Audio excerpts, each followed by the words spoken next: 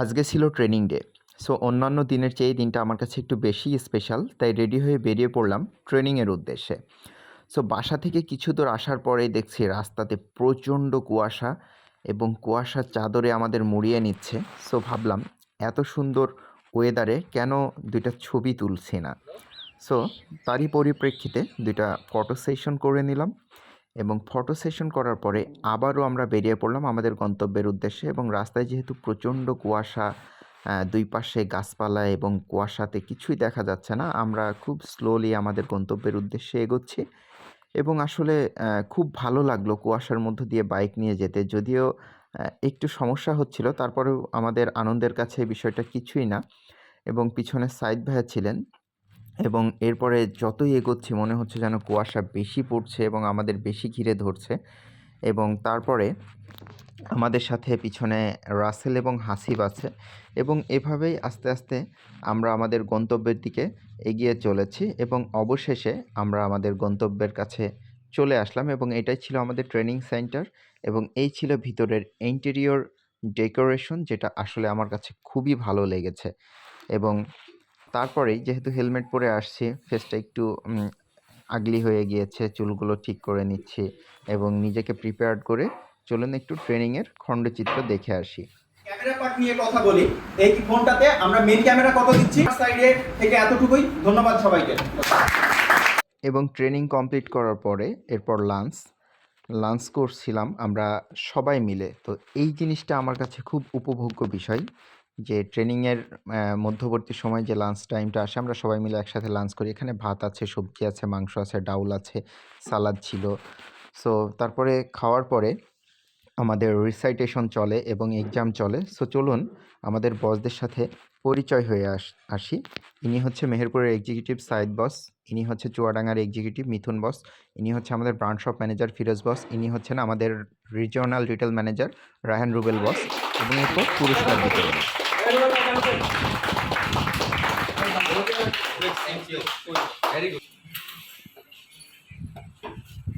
B Hossain, Belal Hossain, তালি বেলালের জন্য তালি। বেলাল হোসেন তো অলরাউন্ডার। বি থেকে আর কেউ আছে নাকি?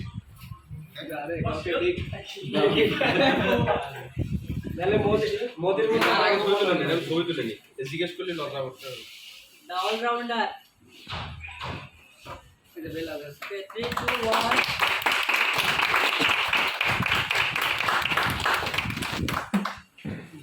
Thank you very good. আচ্ছা, ফার্স্ট কে হতে পারে?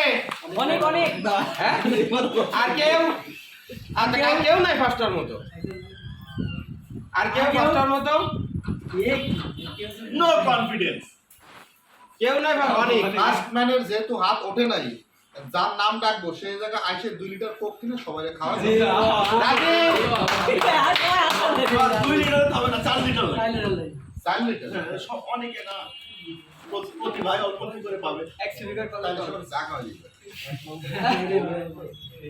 রাজি, আপনার রাজি? জি বস। রাজি, জোরে বলেন। জি বস। রাজি? জি বস। যারা কথা বলে না তারাও এই খাতে যোগ দেবে, 50 টাকা করে। দেখছি কেটে কেটে কথা বলে।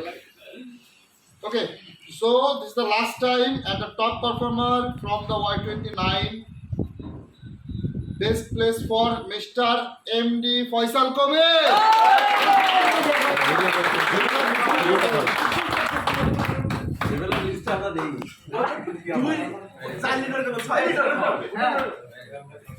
অকারণে বাইক খাইতে হয়। মন চাইছে আপনাদের খাওয়াবেন, কনফিডেন্স নেই সেটা আর কি ঠিক করে দিল।